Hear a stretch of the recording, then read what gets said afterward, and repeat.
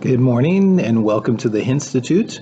Yesterday we talked about Hooke's Law, and Hooke's Law dealt with the force needed to stretch a spring was equal to a thing called the spring constant, that's what K is, multiplied by the stretch or the compression of the spring. So what I have over here is a situation in which a spring has a kind of an unstrained place. This unstrained place is what we refer to as the equilibrium position. This is where it would like to be if it wasn't being compressed or stretched. And if we notice, what we have done is it's been stretched to a certain point and then it's been stretched to a later point here. And so the next part that we're going to be dealing with is the fact that when you do that, you're going to actually store some elastic potential energy.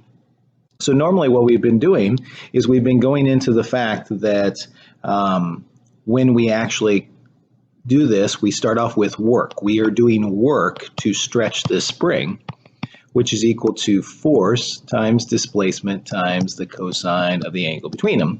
However, what we're going to deal with here is we're going to be dealing with a situation where our force is going to be directly out.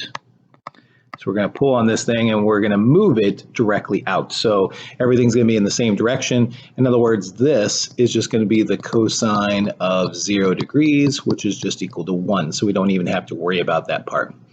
Now, your first instinct would be, hey, this is pretty easy because your force can just be substituted with this, and your displacement is just going to be the change in your motion here. So what we looks like we've got is we've got K times X, and then this is just going to be our change in X.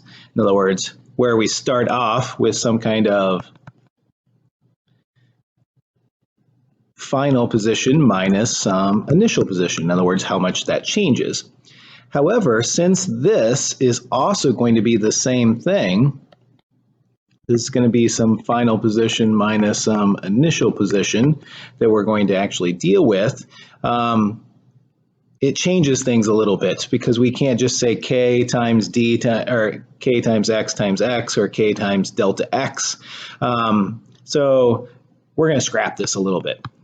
What we're going to deal with, though, is we're going to still deal with the fact that it's force times displacement, and our force is going to be related with Hooke's law. However, if you remember our equation, if I plot force versus displacement, well, we noticed that on this particular graph, we ended up with a line that sloped upward.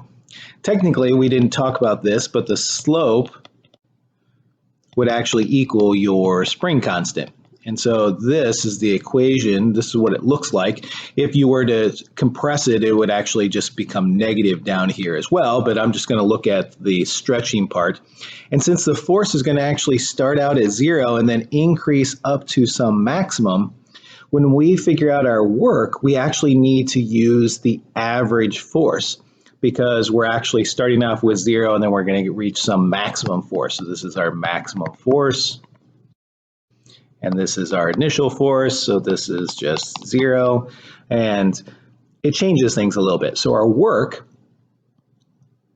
still equals force times displacement, but here's the thing that's going to change is for our force, we're actually going to use the average of the maximum force.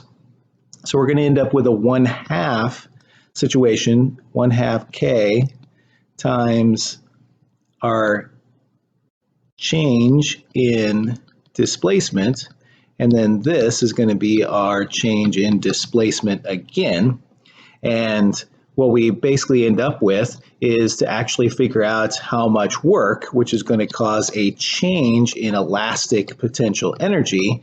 What we actually have is we have both of these little parts that we have to kind of deal with, and our change in elastic potential energy, elastic potential energy is going to have a 1/2 here, and it's going to be K times our final position squared minus 1/2 K times our initial position squared.